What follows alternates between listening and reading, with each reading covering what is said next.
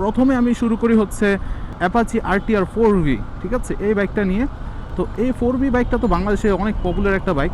এই বাইকটার প্রথম যে ভেরিয়েন্টটা আছে যেটা হচ্ছে 19-20 মডেলে এসেছিল, যেটার হেডল্যাম্পটা হচ্ছে যে এলইডি না, হ্যালোজেন দেওয়া হয়েছিল।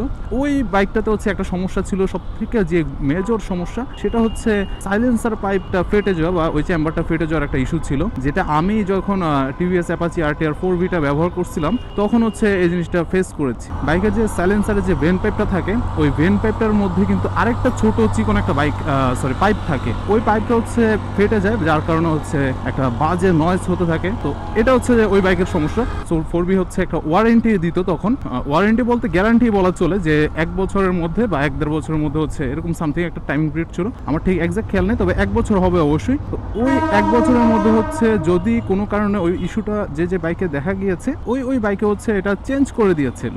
যাই হোক,